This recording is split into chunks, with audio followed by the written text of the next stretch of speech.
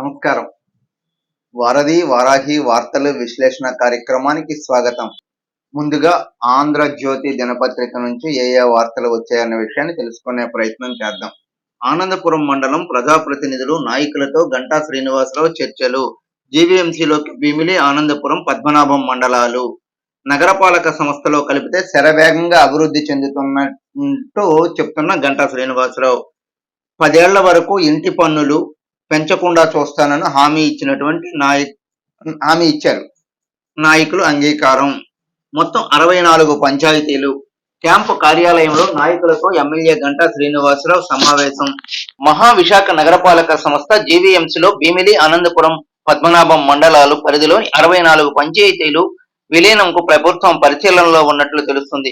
ఇదే విషయమై మంగళవారం బీచ్ రోడ్ లో గల తన క్యాంపు కార్యాలయంలో మాజీ మంత్రి, స్థానిక శాసనసభ్యులు గంటా శ్రీనివాసరావు 3 మండలాలకు చెందిన ముఖ్య నాయకులతో వేర్వేరుగా సమావేశమై చర్చించారు. ఇక్కడ గంటా శ్రీనివాసరావు ఫోటో ఒకటి వేశారు. ఆనందపురం మండలం ప్రజాప్రతినిధులు నాయకులతో గంటా శ్రీనివాసరావు చర్చలు జరుపుతున్నట్టు చేశారు. అంటే విశాఖ నగరం దాదాపు బాగా విస్తరించింది. ఇటు అనకాపల్లి, ఇటు పెందుర్తి, ఇటు మధురవాడ వరకు విస్తరించింది. భీమిలిలో కొంత భాగాన్ని మాత్రమే ఉంది.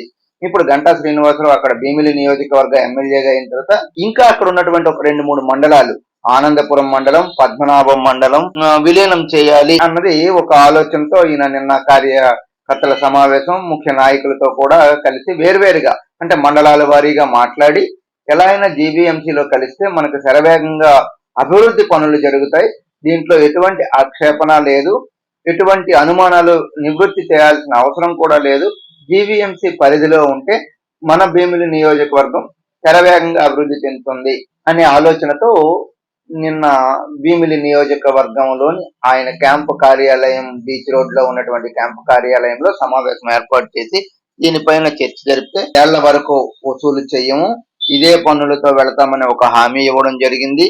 శరవేగంగా మన భీమిలి నియోజకవర్గం అభివృద్ధి చెందుతుంది. ఇవన్నీ దృష్టిలో పెట్టుకొని మీరందరూ ఒక నిర్ణయాన్ని తీసుకుంటే యుద్ధ ప్రాతిపదికన ఈ పనులు చేయటానికి నేను ముందుకు వెళతాను అన్నది వాళ్ళకి భరోసా ఇచ్చినట్టున్నారు. దాంతో ఇంకా వాళ్ళు ఏ విషయం చెప్తే దాని మీద ఒక అవగాహనకు వచ్చి విశాఖ జీవీఎంసీ పరిధిలో ఈ మండలాలు కూడా కలిపే అవకాశం ఉన్నట్లు మనకి ఇక్కడ ఈ వార్త సారాంశంగా అర్థమవుతుంది. విమానానికి బాంబు బెదిరింపు. ఢిల్లీ నుంచి విశాఖ చేరిన తరువాత సమాచారం. క్షుణ్ణంగా తనిఖీ చేసిన భద్రతా సిబ్బంది. ప్రమాదం లేదని నిర్ధారణ. ఢిల్లీ నుంచి ఒక విమానం విశాఖ విమానాశ్రయానికి రెగ్యులర్ గా వచ్చే విమానాల్లో భాగంగా ఈ విమానం కూడా వచ్చింది. అయితే ఈ విమానానికి బాంబు బెదిరింపు ఉంది అన్నది నిన్న ఒక విషయాన్ని తెలిసింది. భద్రతా సిబ్బంది వెంటనే ఆగ మేఘాల మీద ఆ ఢిల్లీ నుండి వచ్చిన విమానాన్ని విశాఖలో క్షుణ్ణంగా పరిశీలించారు. అన్ని చెక్ చేసిన తర్వాత ఎటువంటి బాంబు లేదు అని నిర్ధారణ చేయడంతో అందరూ ఊపిరి పీల్చుకున్నట్టు ఇక్కడ ఈ వార్త రాశారు. నిన్న సాయంత్రం 5:40 జరిగినటువంటి విషయాన్ని వీళ్ళు రాశారు. స్టాండింగ్ కమిటీ సమావేశం వాయిదా. జీవీఎంసీ స్టాండింగ్ కమిటీ సమావేశాన్ని వాయిదా వేస్తున్నట్లు కార్యదర్శి ఫణిరామ్ మంగళవారం తెలిపారు. అంటే కూటమి ప్రభుత్వం ఏర్పడిన తర్వాత మొదట స్టాండింగ్ సమావేశం ఇదే. ఈ నెల 10వ తేదీన నిర్ణయించేందుకు అందరూ సిద్ధమయ్యారు. ఇటు అధికారులు, అటు రాజకీయ నాయకులు, కార్పొరేటర్లు అందరూ సిద్ధమయ్యారు.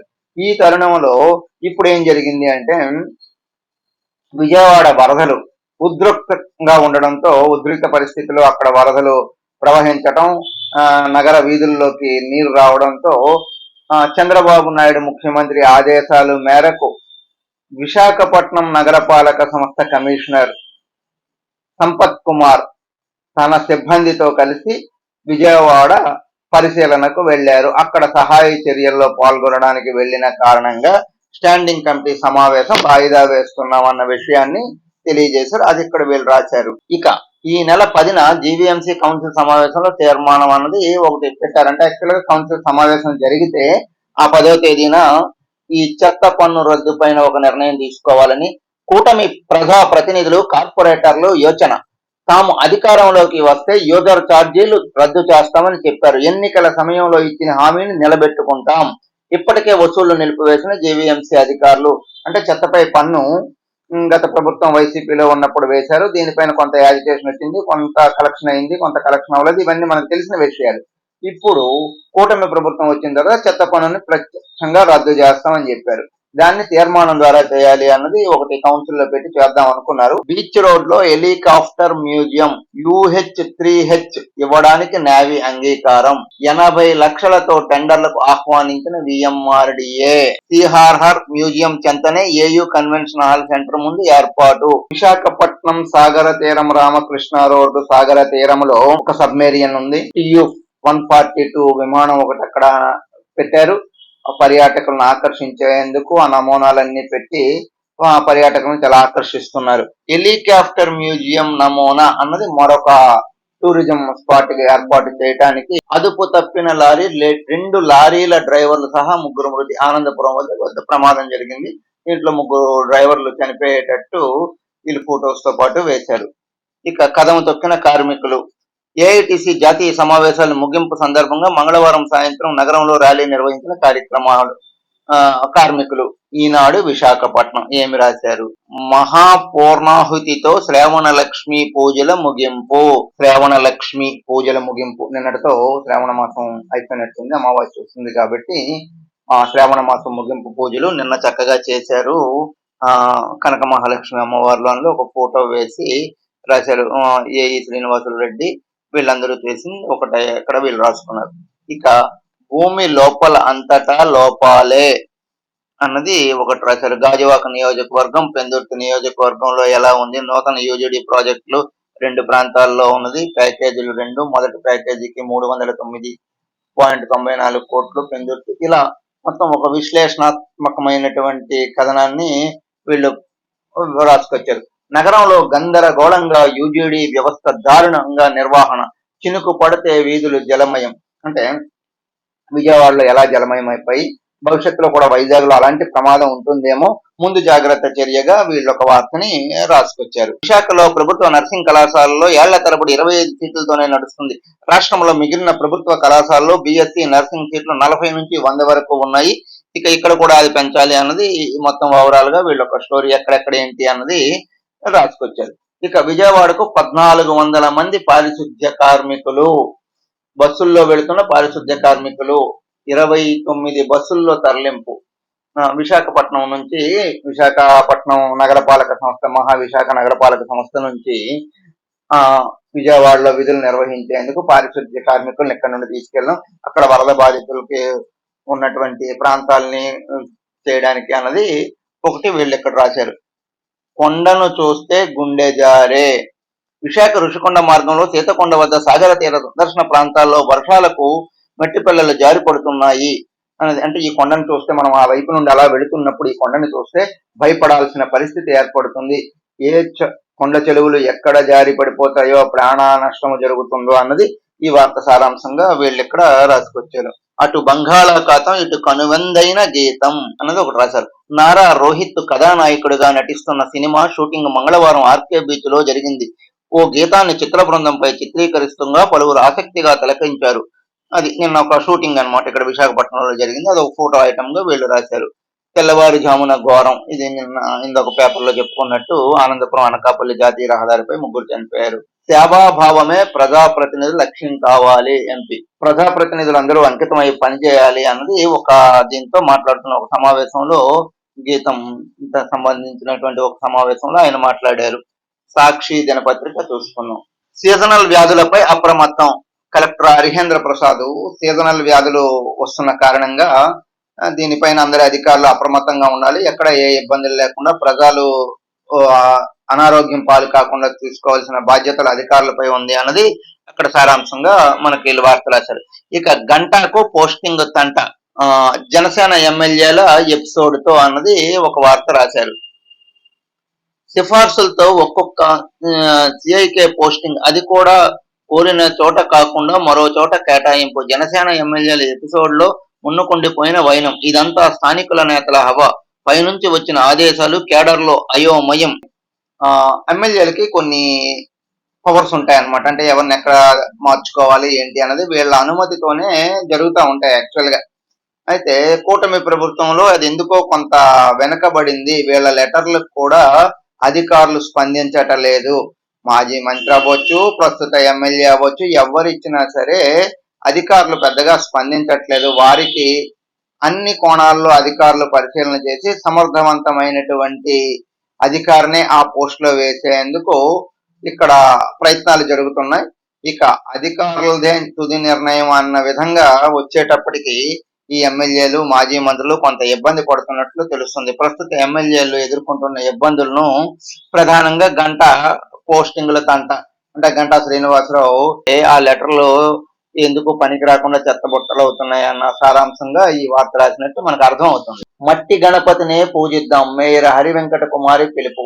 మరి కొద్ది రోజుల్లో వినాయక చవితి వస్తున్న సందర్భంలో అందరూ మట్టి వినాయకులతో పూజ చేయండి అన్నది ఒక పిలుపుని నగర మేయరు ఇవ్వడం జరిగింది. పిలుపుని ఇవ్వడమే కాకుండా మట్టి వినాయక ప్రతిమల్ని ఆఫీసు సిబ్బంది అందరికీ పంచిపెట్టారు. పర్యావరణాన్ని పరిరక్షిద్దామన్న దీంతో ఈ జీవీఎంసీ కమిషనరు, నగర మేయరు కలిపి ఇస్తున్న ఫోటోను వేస్తూ ఒక వార్త రాశారు. ఇక కార్పొరేటర్ తొత్తుగా కేంద్ర ప్రభుత్వం సంఘీభావం తెలుగుతున్న ఏఐటిసి నేతలు. నిన్న నగరంలో ఏఐటిసి పెద్ద ర్యాలీ జరిగింది. వేలాది మందిగా కూడా ర్యాలీలో పాల్గొన్నారు. పెద్దలు, నాయకులు అక్కడ మన అందరూ వచ్చారు. స్టీల్ ప్లాంట్ జోలికి వస్తే ఊరుకోం, ఏఐటిసి జాతీయ అధ్యక్షుడు రమేంద్ర కుమార్ హెచ్చరిక. స్టీల్ ప్లాంట్ విషయానికి వస్తే ఊరుకునేది లేదు. ఏఐటిసి కార్మికులు కొంచెం బలంగా ఉంటారు. వాళ్ళు ఒక అల్టిమేటం జారీ చేసినట్టు ఇక్కడ వార్త సారాంశంగా ఇక్కడ వీళ్ళు రాశారు. ఇక వేట సాగక పూట గడవక, ఇది ఒక మంచి వార్త అనమాట. ఒక స్టోరీ బేస్డ్ ఐటమ్. వారం రోజులుగా వేటకు వెళ్ళని గంగపుత్రులు కాలజడులతో ఇళ్లకే పరిమితం. చిల్లి గవ్వలేక అల్లాడుతున్న మత్స్యకారుల జీవితాలు, జాడలేని మత్స్యకార భరోసా అంటూ ఒక వార్తని వీళ్ళు రాశారు. అంటే వీళ్ళు ప్రతిరోజు వేటకు వెళితే అక్కడ నుండి చేపలు వచ్చిన తర్వాత దీన్ని అమ్ముకొని ఎంతో కొంత గడిస్తూ ఉంటారు. వీళ్ళు ఇది దినచర్యగా జరుగుతూ ఉంటుంది. ఇప్పుడు ప్రస్తుతానికి వారం రోజులుగా వీళ్ళు వెళ్ళకపోవడంతో కొంచెం ఇబ్బంది జరిగింది అన్నది ఈ వార్త సారాంశంగా వీళ్ళు రాసుకొచ్చారు. ఇక మామూళ్ల మత్తు అవినీతి కేర్ ఆఫ్ గా అంబార్కీ శాఖ నిబంధనలకు పాతరేస్తున్న బార్ అండ్ రెస్టారెంట్లు అని చెప్పేసి ఒక వార్తని వీళ్ళు రాసుకొచ్చారు. మామూళ్ల మత్తులో ఉన్నారు అంబార్కీ శాఖ అన్నది రాశారు. నైట్ బీట్ పోలీసులపై దాడి. నైట్ బీట్ పోలీసులు చేస్తుంటే వాళ్ళపైన దాడి చేశారు. మర్రిపాలెంలో విధులు నిర్వహిస్తున్నటువంటిది అన్నది ఈ వీళ్ళు ఇక్కడ చెప్పుకొచ్చిన విషయంగా రాశారు. ఇక మనం ఇప్పుడు ఆంధ్ర ప్రభ దినపత్రికని ఒక్కసారి చదువుకునే ప్రయత్నం చేద్దాం. మోడీ హయాంలో ప్రభుత్వ రంగం నిర్వీర్యం. ఇక డెంగ్యూ వ్యాప్తిపై కలెక్టర్ సీరియస్, 2 మృతి 7 సిపోడులకి నోటీసు అన్నది ఇక్కడ వీళ్ళు ఇచ్చారు. రూరల్ జిల్లాకు సంబంధించిన వార్త ఇది. మహావిశాఖ మరింత విస్తరణ జరుగుతుంది. ఆంధ్ర ప్రభ బ్యూరో చీఫ్ రాసినట్టుంది. ఇందాక మనం చెప్పుకున్నట్టే గంటా శ్రీనివాసరావు సమీక్ష జరిగింది రాశారు. ఇక ఆనందపురంలో ఒక రోడ్డు ప్రమాదం జరిగింది. ఇక్కడ 3 డ్రైవర్లు చనిపోయారు. విమానానికి బాంబు బెదిరింపు. ఇందాక మనం ఆ విషయాన్ని కూడా మరో పేపర్ లో చదువుకున్నాం. అంటే చెత్త ఆసుపత్రిగా తయారయ్యింది, మొత్తం చెత్తతో నిండిపోయింది అన్నది ఈ వార్త సారాంశంగా రాశారు. పాడైన మంచాలు, వ్యర్థాలతో నిండిన ఐడిహెచ్ టెండర్ వేయడానికి 6 నెలలుగా ఖాళీ లేదట. ఎన్నికల కోడ్ పేరుతో చేస్తున్నారు అన్నది ఇక్కడ ఈ వార్తల. అధికారులకు కుంటి సాకులు. ఇదే సమయంలో అడ్డగోలుగా ఆఫీసు ఆధునీకరణ, సూపరింటెండెంట్ ఏకపక్ష నిర్ణయాలతో సమస్యలు పట్టించుకొని డిఎం కార్యాలయం. అంటే ఆసుపత్రిలో సూపరింటెండెంట్ కొన్ని నిర్ణయాలు వ్యక్తిగతంగా తీసుకోవడం వల్ల ఈ ప్రాబ్లం వస్తుంది. ఇది చివరికి ఇలా గాలివానగా మారి డిఎం కార్యాలయం వరకు వెళ్ళింది అన్నది ఈ వార్త సారాంశంగా వీళ్ళు రాసిపెట్టారు. ఇది ఈరోజు వారాహి వార్తలు విశ్లేషణ కార్యక్రమం. తిరిగి రేపు ఇదే కార్యక్రమంలో కలుద్దాం. అంతవరకు సెలవు. నమస్కారం. మీ శివప్రసాద్.